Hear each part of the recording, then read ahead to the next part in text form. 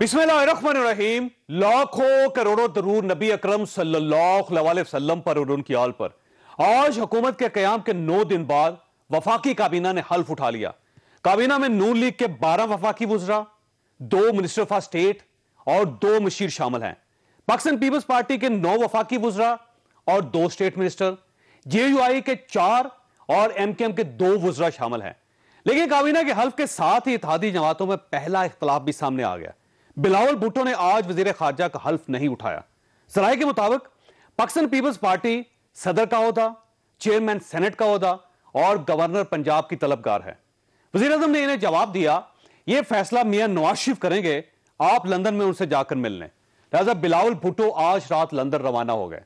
बिलावल भुट्टो नवाज शरीफ से BNP Mengal, ANP और मोहसिन दावड़ की वजारत के लिए भी बात करेंगे।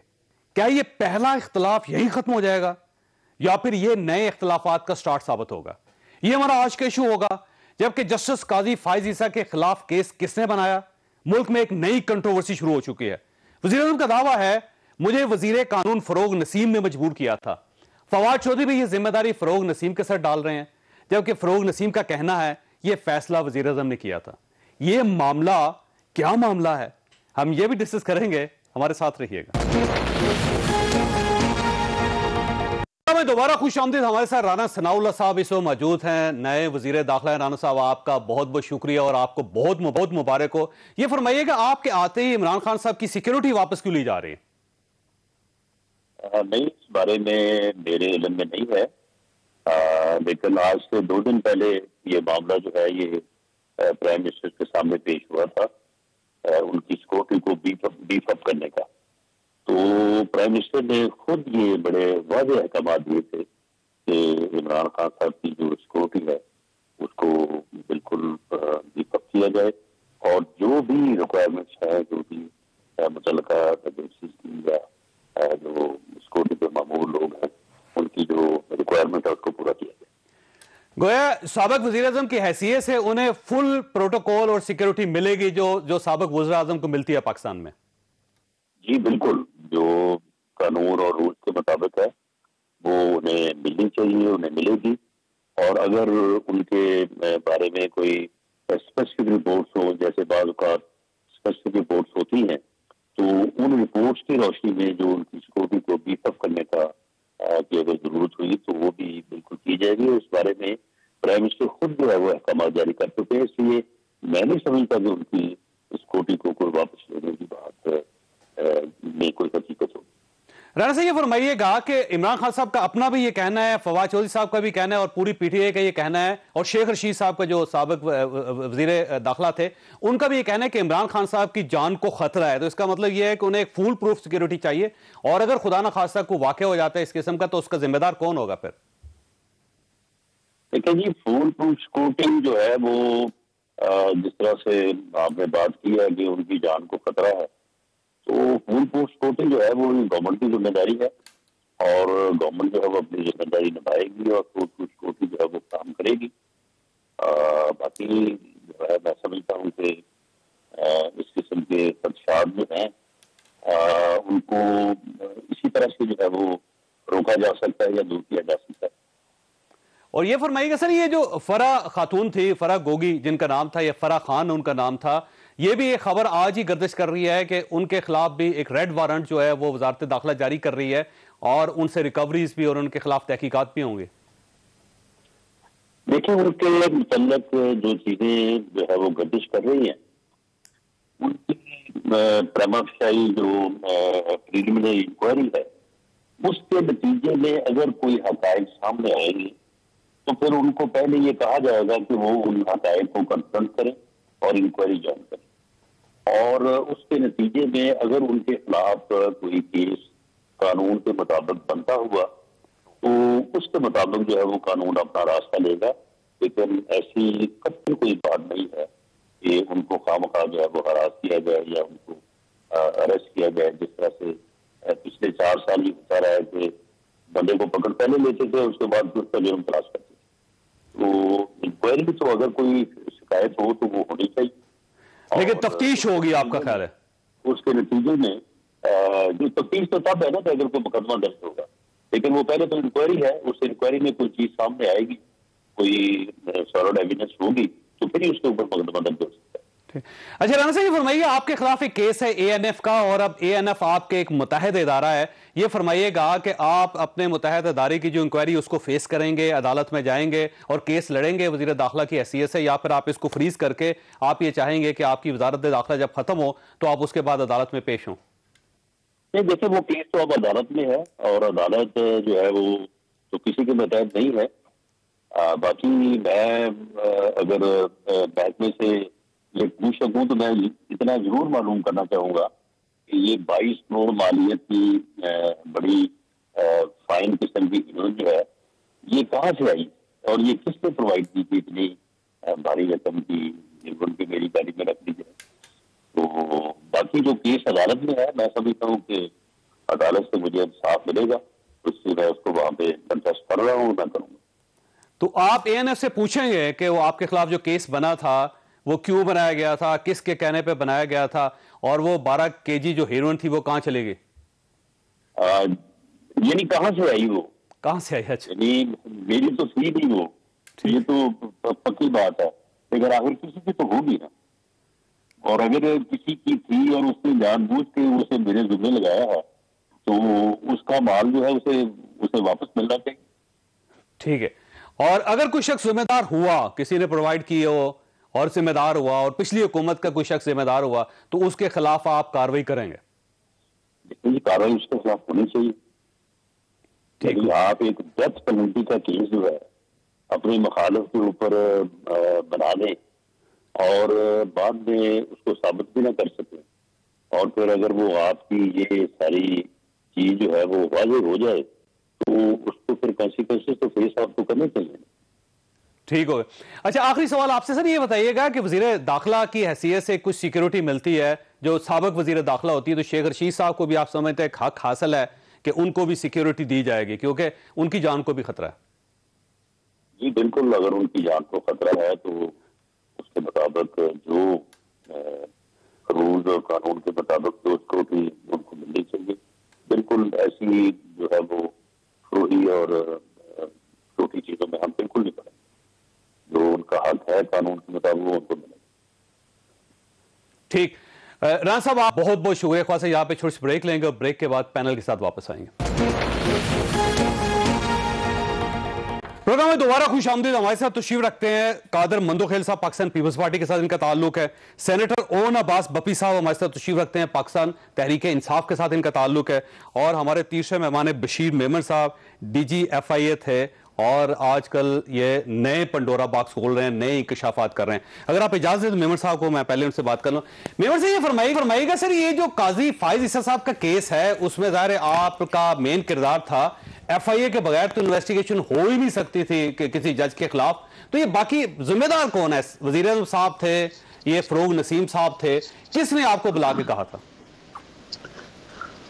अस्सलाम वालेकुम जावेद चौधरी साहब, आपको आपकी बड़ी मेहरबानी है कि मैं पॉइंट ऑफ व्यू देने के लिए आपने मुझे इस काबिल समझा कि मैं आपके शो में जगह पाऊं। अल्लाह का शुक्र है।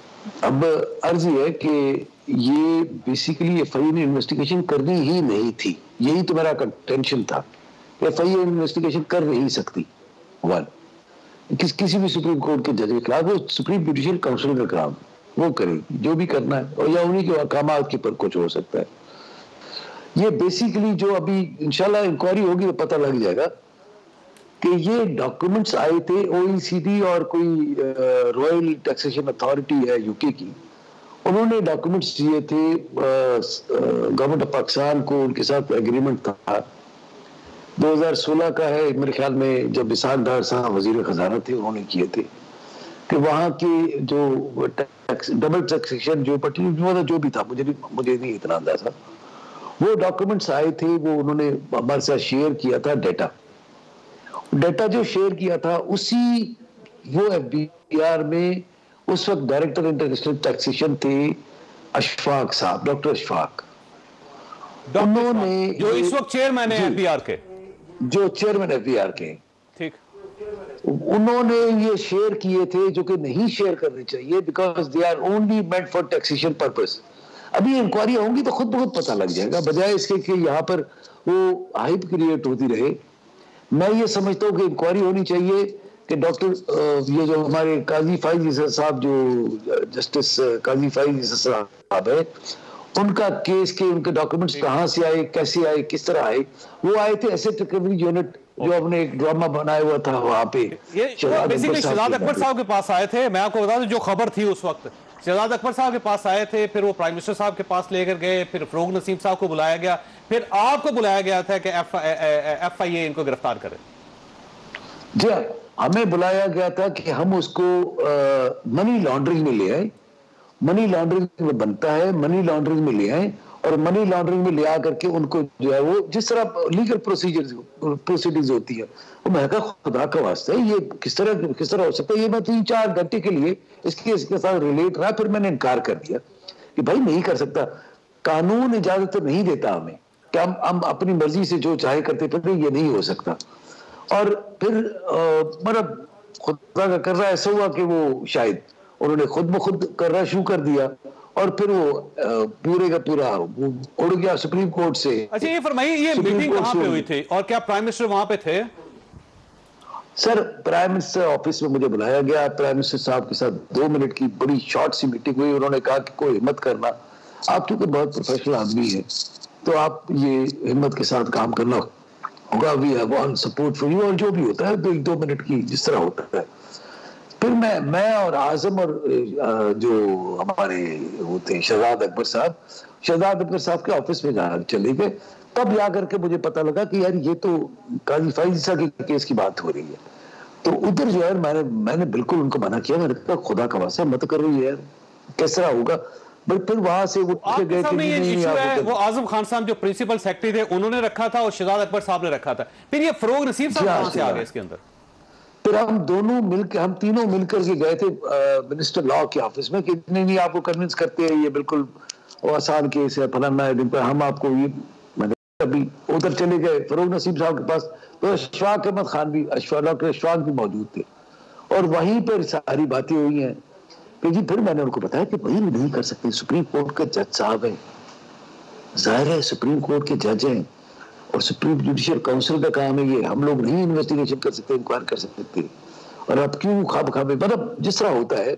अच्छा आप तो खैर प्राइम मिनिस्टर साहब ने खुद कहा है कि ये गलत हुआ, मतलब इतना हुआ। और आप जिम्मेदार किसको समझते हैं? आप डॉक्टर इशफाक को, रुकिएगा मेमर साहब, आप जिम्मेदार किसको समझते हैं? आप डॉक्टर इशफाक को जिम्मेदार समझते हैं, आप शहजाद अकबर साहब को जिम्मेदार समझते हैं, आप आजम खान को, फरोग नसीम को, या प्राइम मिनिस्टर को? मैं समझता हूं डॉक्टर अशफाक को ये डाटा शेयर नहीं करना चाहिए था। इलीगली उसने इलीगली शेयर किया। 1 उसने एक ऑफिशियल सीक्रेट एक्ट की खिलाफ वर्जी की। एसेट रिकवरी यूनिट में एक बैठा हुआ था एक शहजाद अकबर, एक स्पेशल असिस्टेंट तो प्राइम मिनिस्टर, जो इलेक्टेड नहीं था, ना तो इलेक्टेड था ना कोई वो था, ऐसे ही मतलब स्पेशल असिस्टेंट लगा हुआ था। उसके साथ उसने शेयर किया प्राइम मिनिस्टर साहब के साथ। फिर उन्होंने शेयर किया होगा, डेफिनेटली उन्होंने एडवाइस दी होगी। आपको शायद थोड़ा सा ये मैं भी भूल रहा हूँ और मेरे ख्याल में आपको याद भी होगा कि अटॉर्नी जनरल साहब जो मौजूदा है उन्होंने इनकार कर दिया था कि मैं इस केस में प्लीड नहीं करूंगा। खालिद जावेद साहब थे, खालिद जावेद खान साहब बहुत बड़े लॉयर है, किया गया था, उन्होंने इनकार कर दिया था कि मैं परसू नहीं करूंगा इसको। मुझे पता नहीं है लेकिन उन्होंने परसू नहीं। अच्छा ये फरमाइए, और एक और मेमन साहब ये फरमाइएगा, क्या ये बात दुरुस्त है कि डॉक्टर इशफाक ने आपको रिश्वत की ऑफर भी की थी कि आप आए चलें, आपको यूरोप ले चलते हैं अगर आप ये काम कर दें? नहीं, बात ये हुई थी कि डेटा इकट्ठा करने के लिए, काम करने के लिए हमने जाना होगा लंदन। जैसे कि लंदन का डेटा है, जो भी है, मतलब जो भी है प्रोसेस में, ड्यूरिंग द प्रोसेस कोई रिश्वत नहीं थी। ये यही था कि ऑफिशियल टूर हो जाएगा हमारा, घूम फिर के आ जाएंगे। मैंने कहा यार खुदा का वास्ता है भाई, आगे से सुप्रीम कोर्ट का जज है, मैं मतलब गरीब आदमी हूं। और फिर मैंने उसको ये भी समझाया डॉक्टर इशफाक को, 3.5 साल हो गए, मैंने उसको ये समझाया। मैंने कहा क्यों कर रहे हो? मैंने कहा मैं और आजम तो ग्रेड 22 पे पहुंच गए, अपनी पीक पे पहुंच गए, आप अभी छोटे हो, ये दोनों वकील हजरात हैं, हमारी तो बेल भी कोई नहीं होने देगा भाई। मैंने कहा हमारी तो बेल भी नहीं होगी, कल को एक अगर जज, सेशन जज बलूचिस्तान से, सिंध से, पंजाब से, केपी से, कहीं से भी कोई एक सेशन जज उठ के मेरे कोई ऑर्डर मेरे एडवर्स इशू कर दे, तो जाहिर है मतलब ये इंस्टीट्यूशन है हमारा, हमने इज्जत करनी है उसकी और कानून के मुताबिक उसके साथ डील। ठीक है, अब मेरे साथ ही रहेगा क्योंकि पीटीआई के यहाँ पे नुमाइंदे मौजूद हैं, उनको मैं आपके साथ शामिल करूंगा। और साहब देखिए, एक कंट्रोवर्सी है, फवाद चौधरी डाल रहे हैं फरोग नसीम पे, प्राइम मिनिस्टर साहब भी फरोग नसीम पे डाल रहे हैं, फरोग नसीम वापस प्राइम मिनिस्टर पे डाल रहे हैं। अब ये क्योंकि ऐनी शायद है वो सारे मामले के, बशीर मेमन साहब ये कह रहे हैं कि सारे ही जिम्मेदार हैं, प्राइम मिनिस्टर भी, बाकी सब लोगों के नाम लिए उन्होंने। अब क्या आपके पास जवाब है इसका? इस तरह उनको खैर वो करना मेरे लिए शायद मुनासिब ना हो, लेकिन थोड़ा सा फैक्ट्स याद रहेंगे। मोमिन साहब को इनकी मेमोरी काफ़ी तेज़ है। मुझे याद पड़ रहा है कि आखिरी दफ़ा जब इन्होंने स्टेटमेंट दिया था, इन्होंने कहा था कि मुझे शहजाद अकबर साहब ने बुलाया था, वहाँ पे फ़रोग नसीम साहब भी मौजूद थे और उन्होंने मुझे कहा था कि जी तुम फौरी तौर पे मरीम नवाज के खिलाफ सोशल मीडिया केसेस वगैरह कोई केसेस बनाए, जो फेक केसेस बनाने की कोशिश की, वो स्टेटमेंट इनकी आई थी। जो प्राइम मिनिस्टर के हवाले से स्टेटमेंट है, ये उस वक्त भी मेमन साहब ने कहा था और आज भी मेरे ख्याल में यही कहा था कि प्राइम मिनिस्टर ने ऐसी कोई मुझे डायरेक्शन नहीं दी थी। उन्होंने कहा था कि तुम एक बहादुर ऑफिसर हो, अपना काम तुम्हें करो, मैं तुम्हें पूरी की पूरी बैकिंग है। जो कि एक कोई भी चीफ एग्जीक्यूटिव ऑफिसर किसी भी अपने ऑफिसर को कहता है कि यार I will back you up, आप अपना काम जारी रखो। और खासतौर पर एक FI जैसा इदारा जिसका DG जिसका काम इस तरह का है, तो उसको तो उन्होंने करना था। तो डायरेक्टली मेमन साहब ने आज से 1.5 साल पहले जब हमारी हुकूमत थी, जिस वक्त एक इशू बना था और ये आए थे, ना उस वक्त उन्होंने कहा था ऐसा, ना इस वक्त वो आज कह रहे हैं कि ऐसा कभी प्राइम मिनिस्टर साहब ने कहा था। जहां तक हुआ ये कि कल या परसों जब प्राइम मिनिस्टर साहब की सहाफियों से मुलाकात हुई, तो उन्होंने वहां पे कुछ सहाफियों ने पूछा, उन्होंने कहा जी कि मेरी गलती है। नहीं प्राइम मिनिस्टर बल्कि उन्होंने कहा गलती है और वजारत कानून के कहने पे उन्होंने समरी भेजी और मैंने ये कर दिया, मुझे ये नहीं करना चाहिए। इस तरह तो नहीं जिस तरह आपने फरमाया, उन्होंने ऐसे नहीं फरमाया। यकीनन उनसे पूछा गया कि आपके जुडिशरी से ताल्लुकात क्यों खराब हुए, तो उन्होंने कहा कि मेरा ये कभी भी मकसद नहीं था, ना मेरी इंटेंशन ऐसी थी।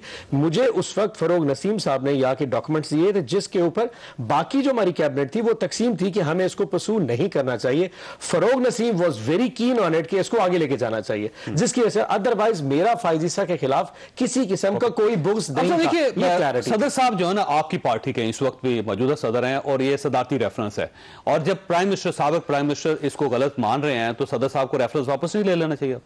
I think that time is over now. अब तो नई गवर्नमेंट आ चुकी है, ये वकील है, ये ले ले वापस, ये अब ले लो, ये ले सकते हैं, सदर साहब ले सकते हैं, गवर्नमेंट लेगी वापस। देखिए पहली बात तो ये है कि ओन चौधरी साहब खुद ये मान रहे हैं, ओन अब्बास चौधरी आपके पास आ चुके हैं, सर गलती कर दो, ठीक है।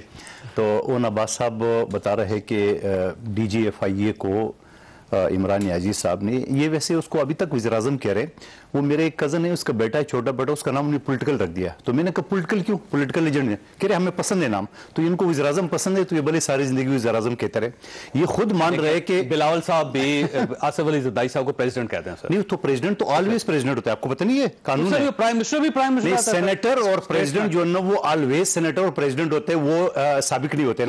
एक मुल्क में दो, अच्छा बाकी जाने दे, छोड़ देना इस बात को, ये वज़ीर-ए-आज़म दुनिया का लगा ले, मुझे कोई फर्क नहीं पड़ता है। बात ये खुद मान रहे हैं कि इमरान याजी साहब ने कहा कि मेरी बैकिंग आपके साथ है, तो इसका क्या मतलब है, नंबर एक बात। दूसरी बात ये कि आज अभी एक हफ्ता 10 दिन ही गुजरे, इनकी मलबा एक दूसरे पे डाल रहे हैं, फरोग नसीम साहब, फवाद चौधरी साहब। तो आज सदर पाकिस्तान इनका है, रेफरेंस किसने भेजा, सदर पाकिस्तान ने भेजा, और उस शख्स के खिलाफ जो अता बंदियाल साहब के पास अगला नेक्स्ट चीफ जस्टिस होगा पाकिस्तान का, और मुझे तो फख्र है कि मेरे इलाके का, मेरे शहर का है वो बंदा। लेकिन सवाल ये उसके साथ कितनी ज्यादती हुई, उसके फैमिली के साथ कितनी हरास होगा। आज भी मौका है, आज भी बड़ा दिल है, आगे अपनी गलती, अच्छा सुन ले, अच्छा गलती मान ली है, गलती मान ली है, तो आज प्रेसिडेंट ऑफ पाकिस्तान इनका बैठा हुआ है, तो रेफरेंस वापस ले ले। उस गरीब को अब तो दाद रसीद दे, माफी नहीं मांगेगी तो कम से कम रेफरेंस तो वापस ले ले। मेमन साहब ये फरमाइएगा, ये ओन अब्बास साहब का ये कहना है कि प्राइम मिनिस्टर ने आपको बिल्कुल नहीं कहा था इस मामले में कि आप ये रेफरेंस बनाएं या इन्वेस्टिगेशन। ओन अब्बास साहब बिल्कुल सही फरमा रहे हैं। मैं पहले दिन से यही कह रहा हूं कि प्राइम मिनिस्टर साहब के में इस मर्तबा तो मुझसे सिर्फ 2 मिनट की मीटिंग हुई और उन्होंने मेरी तारीफ ही की, जाहिर है उनकी बड़ी मेहरबानी थी उस वक्त। अभी भी मतलब ये कोई वो नहीं है, he is ex-prime minister of course, but he was elected once. He was elected once in history. तो anyways, तो मैं सिर्फ ओन अब्बास साहब को ये कह दूं कि कसूर किसी का भी हो, कसूर किसी का भी हो, आप लोगों की जो जमात है उसका काम ही लोगों को जलील करना और परेशान करना है। आप लोगों को खुदा ने मौका दिया था, लेकिन आप लोगों ने वो बिल्कुल उस मौके को जाया इस तरह किया कि लोगों को जलील ही किया, बेइज्जती किया। हर इज्जतदार आदमी की बेइज्जती करना आप लोग अपना फर्ज समझते हैं और हक समझते हैं। और अब्बास साहब, मैं आपकी बात नहीं कर रहा हूँ, आप इंतहाई मजहबी किस्म के आदमी, आप इंतहाई अच्छे आदमी हैं। मैं आपको एक अर्ज करूं, आप लोगों ने मैं काजी फायजी साहब, ठीक है, वो बहुत बड़े आदमी हैं, उनके साथ जो हुई ज्यादती फिर सोशल मीडिया पे और आप लोगों ने जो उनके खिलाफ जो ये फरमाइएगा, क्या प्राइम मिनिस्टर साहब ने सिर्फ एक बार ही आपको बुलाया था या फिर इसके अलावा भी जब ये पाकिस्तान मुस्लिम लीग नून के बारे में कहा गया, पाकिस्तान पीपल्स पार्टी के बारे में कहा गया, किस लिए बुलाया था? देखिए, ये भी थोड़ा गोल मोल बात कर रहे हैं। आपको उस वक्त के वज़ीर आज़म साहब ने क्यों बुलाया था वो बता दे। आपको अप्रिशिएट किया है, आपको बोला काम जारी रखा, मेरी बैकिंग आपके साथ है, तो किस इशू पे वो जरा बता देना आवाम को खुल के। सर मैं आपको अर्ज करूं कि मुझे बताया था, मुझे बुलाया था आजम और मुझे शहजाद अकबर साहब लेकर के गए प्राइम मिनिस्टर साहब के पास, और प्राइम मिनिस्टर साहब ने बड़ा मुख्तसर 2 मिनट के लिए, जिस तरह होता है, वेरी गुड ऑफिसर, आप, मैं ये समझता हूँ आप केसेस अच्छे बनाते हो, ये केस बना, हिम्मत करना थोड़ी सी, बिल्कुल वी बैक यू, आप support you, all support is with you. किस केस की बात कर रहे हैं? किस केस की बात कर रहे हैं, बता दें। वो इसी केस की बात कर रहे हैं, किसी और केस की बात? आप बता दें जो स्टेटमेंट लेनी है वो। नहीं, मैं पूछ रहा हूं, मैं उसी पे आ रहा हूँ। उसके बाद 2 मिनट के बाद हम तीनों बाहर आ गए, मैं, शहजाद अकबर और आजम खान, हम सारे के सारे चले गए। फिर शहजाद अकबर इनको ठीक हो गया, मेरा नहीं हुआ है, ठीक नहीं हुआ है। वो 2 मिनट के लिए क्यों गए? नहीं, 2 मिनट के लिए क्यों गए थे यार? बता दो सही ना। स्टेटमेंट लेनी भाई, तो गोल गोल क्यों बातें कर रहे हैं? वो रहेगा भाई, तो डीजीएफआई हमें कोई शक नहीं है, मगर वो प्राइम मिनिस्टर के बाद 2 मिनट के लिए किस लिए गए? लेने अगर आप इजाजत दें मेमन साहब को, मैं इजाजत दे दूं। मेमन साहब इजाजत नहीं दे, पहले से पूछो वो 2 मिनट के लिए क्यों गए? अरे मेमन साहब, आप साथ ही रहिएगा, छोटी सी ब्रेक के बाद दोबारा जरूर प्रोग्राम में दोबारा खुश आमदीद। मुंतखिल से ये फरमाइएगा कि आप इस इशू को छोड़ें, ये तो चलता रहेगा इशू, अब इतना जल्दी ठंडा होने वाला नहीं है। ये फरमाइएगा कि आज तो पहला दिन था कैबिनेट का, आज हल्फ उठाया और बिलावल भुट्टो साहब हल्फ उठाने के लिए गए, लेकिन उन्होंने वज़ारत ख़ारजा का हल्फ नहीं उठाया, तो आपने पहले दिन ही बगावत शुरू कर दी। अगर हमने बगावत करना हो तो बाकी वजीरों ने क्यों हल्फ लिया? और बिलावल साहब खुद मौजूद थे, नंबर 1 बात। दूसरी बात, आप कह रहे हैं कि इस इशू को छोड़ दे, यानी अगले साल पाकिस्तान का चीफ जस्टिस जो बनने वाला है उसके साथ जो उन्होंने जो इस तरह हरासमेंट की है वो छोटा केस है। बशीर मेमन साहब आपके सामने है, ये प्राइम मिनिस्टर साहब के पास, उस वक्त के प्राइम मिनिस्टर के पास क्यों गए थे, किस लिए गए थे? इसी हिदायत के लिए गए थे। देखिए, उन्होंने 2 वजीर कंट्रोल में होते हैं, उनके अंडर है, उनके मुताबिक इदारा है। देखिए चौधरी साहब, आप नए प्राइम मिनिस्टर भी रोज बुलवा रहे हैं, आप रोज बुलाए, मगर इस तरह हिदायत, मैं नहीं कहता हूं उसने हिदायत दी है, खुद इमरान खान साहब ने मान लिया है कि ये मुझसे गलत कराया गया है फरूक नसीम ने। तो मैं दोबारा कहता हूं, आपके पास सदर पाकिस्तान मौजूद है इस वक्त, वैसे कोई काम तो है ही नहीं, खाना वाना खा रहा है वहां पे फ्री में, कोई और काम तो कर नहीं रहे, अल्फ तो ले नहीं रहे, तो कम से कम जो नहीं रेफरेंस ही वापस ले ले। आपकी पूरी कोशिश के बावजूद पंजाब का गवर्नर अभी तक अपनी सीट पे बैठा, अच्छा ये काम है, भी उन्होंने अच्छा वो फ्री का खाना खा रहे हैं, आप निकालने के बावजूद ये भी कर रहे हैं, वो ठीक ठाक काम कर रहे हैं। अब ओन साहब ये फरमाइएगा सर, ये आपने बहुत पहले कह दिया था कि आपस में लड़ेंगे, तो आज आप महसूस करते हैं कोई पहला दिन है लड़ाई का? क्योंकि ये ना हो कि आपकी पेशन कोई गलत साबित हो जाए। जैसे 174 टोटल नंबर है इनके पास, टोटल हुकूमत खड़ी है 2 वोटों के ऊपर, 2 में से आप सीधा लगा लें, एक एएनपी का और 2 लगा लें मैंगल पार्टी के, 3 माइनस बाकी बचे 171। तो हुकूमत अगर ये 3 वुज़रा नहीं उठाते तो वैसे ही धड़क तख्ता हो जाएगी। लेकिन आप वैसे देखिए, एक गैर तबई हुकूमत भी है। एक होता है इलेक्शन लड़ा जाता है, इलेक्शन जीता जाता है, एक एथिकल वैल्यू स्टैंड्स होते हैं, मोरालिटी होती है, धड़ाधड़ वज़ीर आज़म हाउस में, तो इलेक्शन जीत मोरालिटी नहीं है डॉक्टर साहब। एक 155 जमात वाले लोग हम थे, 1,70,00,000 लोग वोट हमने लिया था, और अचानक 85 वोटों वाली जमात को 172 होते तो आप आज 85 वोटों वाली पार्टी को उठा के अमेरिका की सरपरस्ती में उनको वजारत उज़्मा पे बिठा दिया गया। ये कितनी बड़ी यकीन बदकिस्मती है। और मैं तो ये अफसोस होता है कि हमारा मीडिया इसके ऊपर बात नहीं करता। जैसे आखिर कब तक ये गुलामी हम भी उठाएंगे? आप भी तो इसके ऊपर बोला करें। हम क्या अमेरिका के गुलाम हैं यहाँ बैठे के इस तरह की डमी हुकूमत हुकूमत, यहाँ पे वजारत कह चुके हैं भाई, नेशनल सिक्योरिटी कमेटी कह चुकी है, और ये काजी फायज ईसा साहब का जो केस है ये भी अमेरिका ने बनाया था। आपकी गलती है। एसपीआर की स्टेटमेंट सर मैंने दिलवाई है, उन्होंने कहा नहीं कि लेटर मौजूद है जिसमें बड़ी तरीके से लिखा हुआ गलत जबान इस्तेमाल की गई है, जिसमें मुदाखलत का लफ्ज़ लैंग्वेज होती रहती है सर। वो पूरा पॉइंट पता खारजा भरा पड़ा है। साजिश के नतीजे में हुकूमतें बनती हैं, उनके मॉरल वैल्यूज खत्म हो जाते हैं। आज आप तमाम जितनी काबीना थी उनके चेहरे देख के बता, वैसे पुराना इशू है, लेकिन सवाल सर ये किसने साजिश की और किसने इंप्लीमेंट करवाई? देखिए बात सुने, इंप्लीमेंट कराने वाला तो मुझे नहीं अंदाजा कौन है, लेकिन साजिश का पता सबको था।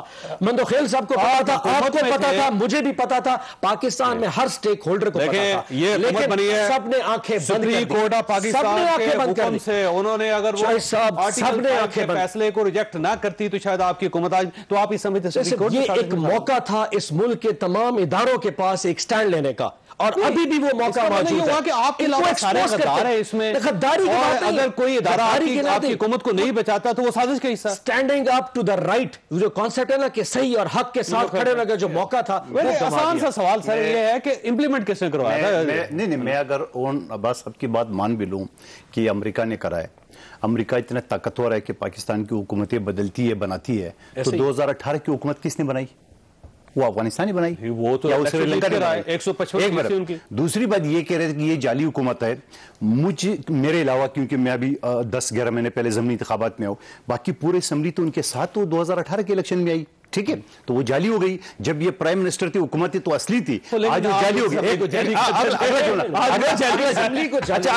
अगला जुमला चलो, तो आप ये कहते हैं अगला जुमला असेंबली जाली है। अच्छा, आज वो यही कह रहे हैं। वही नहीं, हुकूमत का है। हुकूमत किस में बनी? उसी असेंबली तो इलेक्शन से जीत के आई। हुकूमत जाली वो 22 वोटों की फरोख्त से बन के आई। मैं जवाब देता हूँ जी साहब। अच्छा, आप मुझे बताओ, ये 22 वोटों की बात कर रहे हैं, आप मुझे बताओ कि हमारा 174 वोट में एक भी इनकी बागी अरकान का नहीं। नंबर एक, आपको पता है एमक्यूएम ने क्या कहा था कि हमें सिंध हाउस में जरदारी साहब लेके गए, उन्होंने कहा कि दिखा ये देखो पीटीआई के देखे तो सारी दुनिया हमारे साथ, लेकिन मसला ये है कानून के साथ जो खिलवाड़ है ना, जो सिस्टम के साथ खेल है, उस पर सर फर्ज करें कि मंदोखेल साहब आपको कत्ल करना चाहते हैं, सोच रहे हैं, कोई नहीं, तो आपके खिलाफ कोई इनके खिलाफ 302 तो नहीं लग जाएगा? यही सिस्टम में फ्लॉ है। नहीं, मसला ये है पिस्तौल जो चीज सोच रहा है उसको भी सजा होनी चाहिए। पिस्तौल रख के बैठे हुए हैं। अच्छा, बात क्या मैं गिनवा भी देता हूँ। 174 हमारे वोट पड़े, एक हमारा उस वक्त जो कायम मकाम चेयरमैन था, स्पीकर था, आया सादिक साहब, ये हो गए 175, दो हमारे थे 170। आज एक एमक्यूएम को इंतकाल कर गया, अल्लाह उसको मग़फ़िरत बनाए, इकबाल मोहम्मद अली खान, ठीक है, तो हमारे 177 थे इनकी बागी अरकान के अलावा। बात ये होता है, आपकी जब हुकूमत बनी, आपकी हुकूमत बनी थी 4 वोटों पे, 5 वोट आपसे अलग हो गए मेंगल साहब की पार्टी का, तो आपको तो पहले ही 2 महीने में आपकी हुकूमत खत्म होगी। सर अदम एतमाद की थे ना आपने? सर नहीं, अदम एतमाद कानूनी आपने उससे पहले एतमाद का वोट लिया था प्राइम मिनिस्टर साहब ने, और उनके वोट निकालने आप। अच्छा, वही आप इमरान अजीज साहब का वो क्लिप आप उठा के देख ले। नहीं, वो जो अदम एतमाद का वोट लिया है, उस वक्त इमरान अजीज साहब का क्लिप सुना दे एतमाद का, उन्होंने ये कहा कि सब मेंबरान को आजादी है, मेरे खिलाफ वोट दे, मैं आपको कुछ नहीं कहूं। बोला कि नहीं बोला? जरा वो क्लिप भी चला ले। यही से कहा, तो आप क्या परेशानी है? परेशानी वो साजिश है सिर्फ। सर कुछ अर्सा पहले, 1 साल पहले या 8-9 महीने, ये साजिश कह रहे था, 8-9 महीने पहले ये सब लोग एतमाद कर रहे हैं। शाह महमूद कुरैशी साहब ने इनके खिलाफ साजिश बनाया है, उस सफीर से जाली वो बनाया मरासला, और मरासला बना के महंगाई कुछ नहीं, 4 साल में जो हल्फ नहीं उठाया, तो ये भी इनका कसूर है। किसने हल्फ नहीं उठाया? आज बिलावल भुट्टो साहब ने। यार हमारे वजीर सारे बैठे, बिलावल से तो कौन सी तूफान आ गया, उठा लेंगे, नहीं भी उठा सकते, फिर क्या मसला है? सियासत इन्होंने नून लीग को साथ याद करानी है ना, उनको भी दूध याद करा देना, यकीन करो वो शाबाश देते हैं। आपका ख्याल पाकिस्तान को मार जानी चाहिए, इसी पे खुश चलेगा। शहबाज शरीफ को पता अब चलेगा उसके साथ बनी क्या, सारा गंद खराबा ब्रेंट जो है वो शहबाज शरीफ के खाते में जाएगा, और मजे ले लेने इन्होंने। पता नहीं ये सियासत हमें समझ लग रही है, वो जो ऐवान में गया उसको पता नहीं समझ लग रही। बड़ी मेहरबानी, मैं आपका शुक्रिया अदा कर रहा हूं, और क्या आप तारीफ करें पीपल्स पार्टी के, लेकिन मजे की बात ये, वो कहते हैं ना एक जरदारी सब पे भारी, इस जन्म में तो, इस दुनिया में तो ठीक है, अगले दुनिया में भी क्या करेंगे। अच्छा वैसे देखिए आखिर भी है पड़ी, मतलब 22 बंदों की खरीदो फरेख्त को कहना कि यार जबरदस्त सियासी आदमी है, ये आपके सामने मंदोखेल साहब, यही तो इशू है। पंजाब में एक वोट देखा, एक वोट भी नहीं डाला उन बाकी 22 लोग यहाँ पे, 27 लोग पंजाब में। हम कहते रह गए ये साजिश है, यकीन करें हुकूमत पे लानत भेजते हैं, हमें हुकूमत नहीं चाहिए, लेकिन गुलामी नहीं हो सकती। हम किसी साजिश के नतीजे में कोई हुकूमत बन जाए, मैं तो इनको भी गैरत दिलाता हूँ, हमारे हुकूमत को वापस इलेक्शन में चलते हैं सर, लड़के इंशाल्लाह आप तो जीत जाएंगे,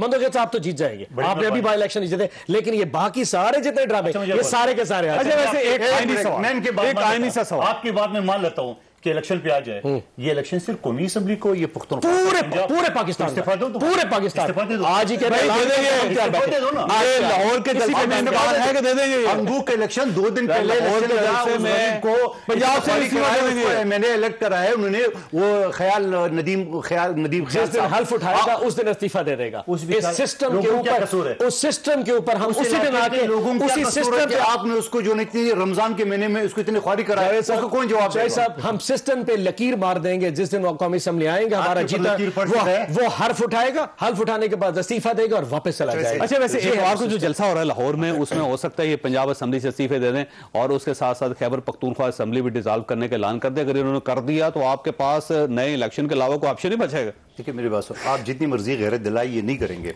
ये देखो गवर्नर जिस तरह चिपका हुई कुर्सी से, सदर पाकिस्तान जिस तरह बैठा है, पख्तूनख्वा असेंबली में जिस तरह बैठे, 123 इस्तीफे गए पड़े, आज कबूल कर लेना, क्यों आखिर तकलीफ पड़ी है, हमने इस्तीफे दिए ना, आप आज कबूल करें, इलेक्शन कमीशन को हमें नोटिफाई कर दें और बाय इलेक्शन अनाउंस कर देते हैं। इतनी हिम्मत आप एक काम करें जी, आप एक काम करें, अब बंदे सबको दोबारा ले आए। हाँ तो जाली तरीके से आपने कराया ना, आपने बुलाया नहीं किसी को, इतने शौक में बैठे हैं यार, वो खुद कह रहे हैं। अच्छा यार, इनके कहने से क्या होता है, ये तो सेनेटर मजे करे भी इस्तीफा दे देना, सेनेट में क्यों नहीं दे रहे? तो आज हुक्म प्राइम मिनिस्टर कर दे, प्राइम मिनिस्टर के ऊपर ला दे। अच्छा सुन ले, आया सादिक साहब ने कौमी असेंबली में स्पीच किया था कि मैं अल्लाह ताला के 99 नाम के नीचे खड़ा हूं, अल्फिया कह रहा हूं कि मुझे बहुत सारी पीटीआई के एमएनए ने राब्ता किया है कि हम इस्तीफा नहीं देना चाहते, ये पता नहीं कहां से करते। सर कहने की बात है ना सर, आपने इकट्ठा करके स्पीकर के पास लिया, कहने की बातें हैं ना सर, तो यार ये ना सर कि वो आपके साथ शामिल हो जाना, ये टीवी में बैठ के बातें कर रहा है, ये सारे अपने एमएनए के लिए कल स्पीकर के और अब्बास साहब की एक बात दुरुस्त है कि उन्होंने कहा है कि आसिफ अली जरदारी साहब जो मजे करना चाह रहे हैं, क्योंकि अब देखें ना, आपने स्पीकरशिप आपके पास आ गए, अब आप चेयरमैन सेनेटशिप भी लेना नहीं होते, सिर्फ आप पंजाब के गवर्नर भी बनना चाहते हैं, आप सदर का ओहदा भी लेना चाहते हैं। अब उसका होगा ये अगर ये आप आज हमारे और कल अगर मियां शहबाज शीख साहब या मियां नवाज शरीफ साहब असेंबली तोड़ना चाहें तो आप असेंबली नहीं तोड़ने देंगे। तो 1.5 साल तो उसकी वजह, इसका मतलब ये कि आप ज्यादा समझदार हुए। नहीं, देखो मेरी बात सुनो, देखो मैं अपना मेरी जाती बात पार्टी की व्यू नहीं बता रहा हूँ। आसिफ अली जरदारी साहब के दौर में पाकिस्तान की तारीख में पहली मरतबा असेंबली ने 5 साल पूरे किए, मियां नवाज शरीफ साहब ने दूसरी मरतबा 5 किए। हमारी कोशिश है कि ये असेंबली भी अपने टेनोर देखो, अदम एतमाद आर्टिकल 95 आइन का हिस्सा है, हमने को गैर कानूनी काम किए। दूसरी बात ये कि 5 साल पूरे हों, देखिए मैं ये मेरा जाती ख्याल है। अच्छा दूसरी बात ये कि तमाम अपोजिशन जमातों का या इस वक्त हुकूमती मखलूक कुव्वत की जो फैसला होगा, लेकिन इससे पहले जिन्होंने वो जादू का डब्बा मशीन ईवीएम लाया, जरा हम उसको खोल के देखना चाह रहे, तोड़ के उसके अंदर है क्या चीज जो इतना उन्होंने 33 बिल पास करा है। अगर रूल्स के कर भी लेंगे तो वो नहीं मानेंगे, अगर वो नहीं मानेंगे मैं ना मानने वाली बात इंप्लीमेंट करेंगे, मैं ना मानने वाली बात। आज आप इलेक्शन करा लो, ये बोले अंधांधली होगी, फिर क्या करेंगे? आज खुद का आप करवाए ना इलेक्शन भाई, हम तो जिस इलेक्शन कमीशनर के ऊपर तो ये आज इल्जाम लगा रहे 2019 में इमरान यानी साहब ने कहा ये बहुत अच्छा आदमी है, आज कह रहे कि यार वो एस्टेब्लिशमेंट आदमी है। 40 लोगों ने जिन्होंने हल्फ उठाया उनकी शक्लें देख के बता दी, वो जो भानमुती का पूरा कुंबा था उनकी शक्लें देख के बता दी, 2 उधर से उठाया, 3 उधर से आया, 4 उधर, 1 बता रहे। और यकीन जानिए उनमें से कम 20 लोगों के ऊपर ऐसे केसेस हैं जो किसी कैबिनेट कहीं ना कहीं से उठाई हुई थी। मजे तो हमारे सब पे केसेस भी थे, किस पे क्या कहते हैं, जायद असासों के केसेस भी थे सर, आपके ऐसे वजीर भी थे और उनके खिलाफ नए केस बने, पाकिस्तान के खिलाफ आज भी केस है। जैसे नाजिम जोखियों का कत्ल का केस भी था, मैं जाम अब्दुल करीम को मिनिस्टर ही बना देना, नाजिम जोखियों की बेवा पिटते रह जाएगी, कब तक आखिर दौड़ सकेंगे? सिस्टम को तमाचे आखिर कब तक मारेंगे? एक बेवा आज तक रोती पिटती रह गई है, इसी कोर्ट में कंप्रोमाइज दाखिल कर लिया है। कौन सा सिस्टम? और मेरी बात सुनो, बड़ा अच्छा आसान है किसी की पगड़ी उछालना, बड़े कत्ल नहीं हुआ, कत्ल हुआ, जोखियों की कत्ल नहीं हुआ, उसकी स्टेटमेंट नहीं है, उसकी बेवा कह रही है, उसकी बेवा एक वोट यार कत्ल। मंदोखेल साहब सियासत के लिए कत्ल को जायज तो मत कर, जवाब तो सुन, एक वोट दुबई से बुला लिया, जवाब नहीं सुनेंगे। आज उनकी बेवा ने बकायदा कंप्रोमाइज दाखिल किया कोर्ट में कि ये मलवस नहीं, आप क्या करेंगे? इनकी हुकूमत हो जाए, मैं नीचे बैठा हूं इनके प्रेशर में, कत्ल आपने आपकी आलिम आदिल शेख ने बड़ी सियासत के लिए उस बेवा के उसके ऊपर, आप मुझे बताओ आज उनने दिया। और दूसरी बात ये है, मैं बजाते खुद जामुद्दुल करीम को जानता हूं, आप खुद मिले, इतना शरीफ आदमी, और वो सरदार तो कहीं से लग नहीं रहे हो ना, सरदार थोड़े से तकड़े, थोड़ा सा जितना प्रेशर इतना। अच्छा बात ये, आज कानून का देखो, आर्टिकल 245 के मुताबिक कानून उसने कंप्रोमाइज कर लिए मेरे लिए। अच्छा 3 मुसलमान कार्रवाई की, वो चालान इन्होंने प्रेशर डाला, अल्लाह ना करे किसी दिन नाज़िम जोकियों की बेवे कही मेरा जो खामंद है वो जिंदा है, कुछ भाई नहीं, सिंध में ये लोग कुछ नहीं कर सकते हैं। बस करें यार, उसकी बेवा की बददुआएं से बच जाए। एक वोट के लिए मिनिस्टर बना दे सबको, यार क्या फर्क पड़ता है? सारे कातिल, सारे चोर, सारे डाकू बना दे, क्या फर्क पड़ता है? पाकिस्तान क्योंकि आईन इजाजत देता है, क्योंकि आईन इजाजत देता है। आप उनके साथ मुकाबला कर रहे हैं भाई। शेख रशीद, फवाद चौधरी, शाह महमूद कुरैशी, इससे बड़े गुंडे किसके? फवाद चौधरी के खिलाफ।